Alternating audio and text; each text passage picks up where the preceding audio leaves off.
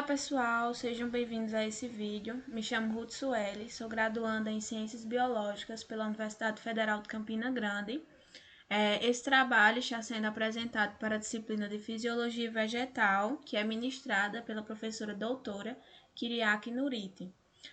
Eu fiquei responsável pelo tema amadurecimento de frutos não climatéricos.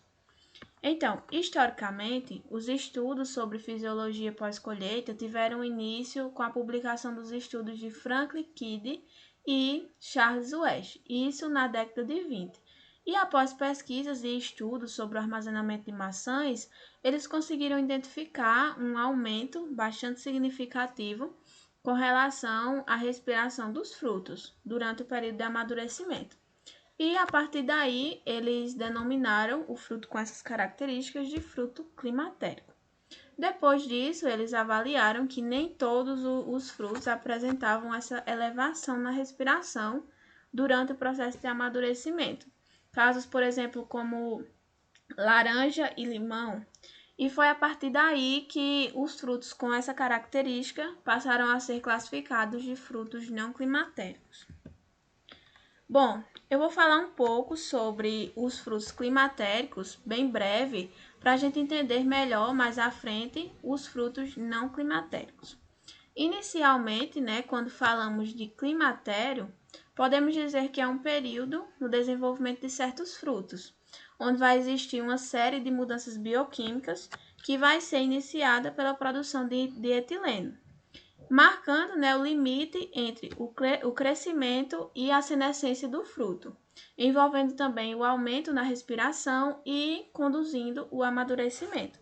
Então, frutos climatéricos são aqueles cujo amadurecimento ele é acompanhado por um distinto aumento na atividade respiratória. Aqui são alguns exemplos de frutos climatéricos: a pera, o abacate, a manga, o mamão, a banana e o maracujá.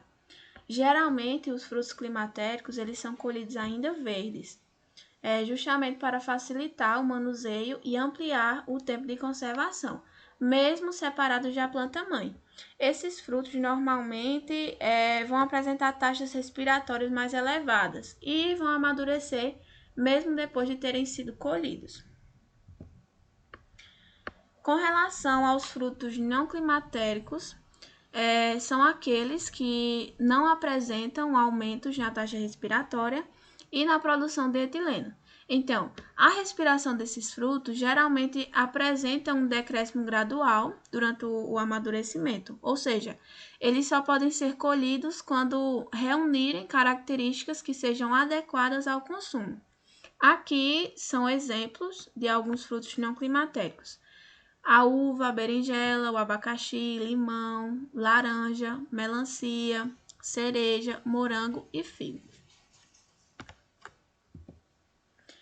Então, de acordo com pesquisas, os frutos não climatéricos eles apresentam um amadurecimento mais lento, nisso necessitando de mais tempo para completar o processo, sem que haja uma demanda súbita com relação à energia.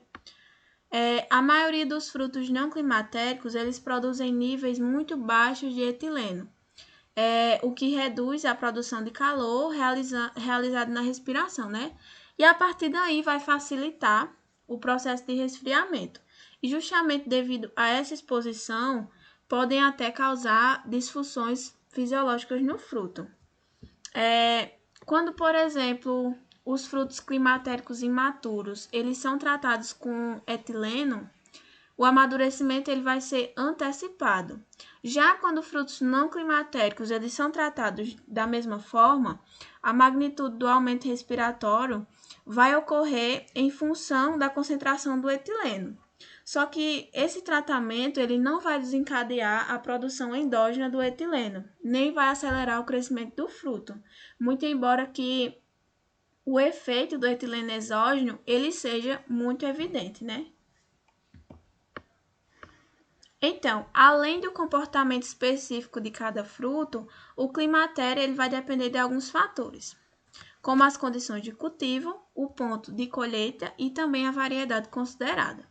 Bom, a maturidade mínima aceitável para uma colheita variável, ela vai depender da espécie e cultivar, e os métodos práticos de observação visual, como são as medições físicas, né, e análises químicas, que são os métodos de estabelecimento desse ponto de colheita.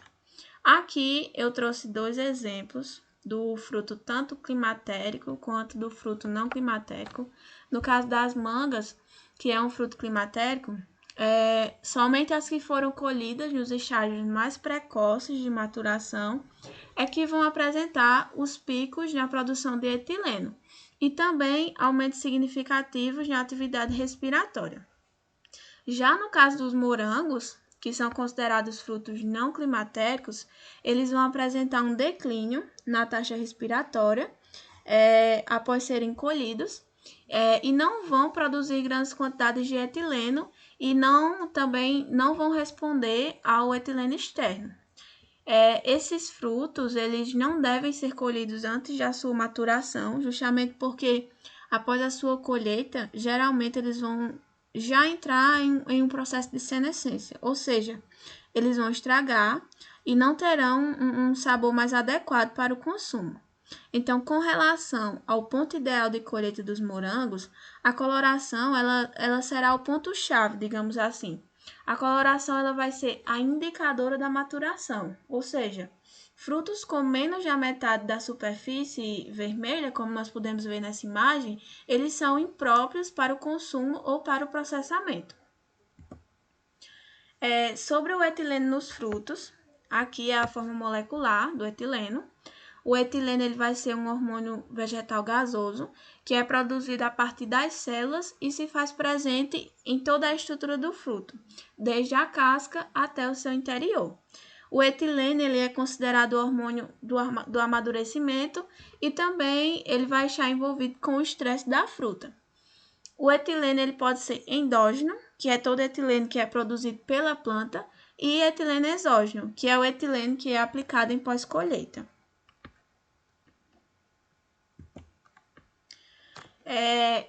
Com relação ao etileno nos frutos não climatéricos, a respiração e a produção de etileno diminuem durante o amadurecimento. As transformações bioquímicas ocorrem de forma mais lenta e o amadurecimento ocorre com o fruto ligado à planta. Ou seja, as características desejáveis elas devem ocorrer na planta e previamente à colheita, por exemplo, na elevada quantidade de açúcares e na baixa acidez. Bom, sobre a biossíntese do etileno, a biossíntese de etileno ela se inicia com um precursor primário, que é a metionina, sendo transformado em S-adenosilmetionina pela ação da S-adenosilmetionina sintase. Então, a S-adenosilmetionina ela sofre então a ação, né, da ACC sintase e vai se transformar em ácido aminociclopropano carboxílico, que se chama de ACC, né? Por fim, mediante a ação do ACC oxidase e na presença do oxigênio, o ACC ele se transforma no etileno, que é o produto final da cadeia, né? O qual, né, vai agir na célula promovendo o processo de amadurecimento. Só que durante esse processo de biossíntese, o etileno ele pode se reciclar através do ciclo de Young, onde o SAN, né, que é o S-adenosilmetionina, ele se converte em metitiladenosina e metitirribose, originando novamente a metionina, através justamente do processo de transaminação.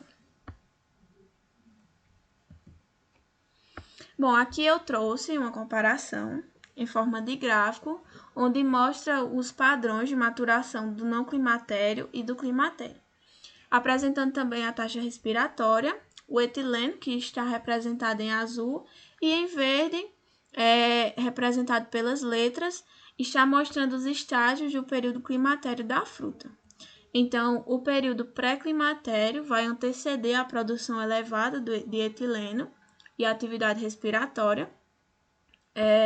No caso, seria o momento em que a fruta poderia ser colhida, O período climatério vai ser a produção autocatalítica de etileno e da respiração, que vai ter também um rápido amadurecimento em alguns frutos. Nessa parte seria o ponto ótimo de consumo. E o pós-climatério já vai ser o declínio da produção de etileno e da respiração. Já seria o início da senescência. Aqui são minhas referências e obrigada.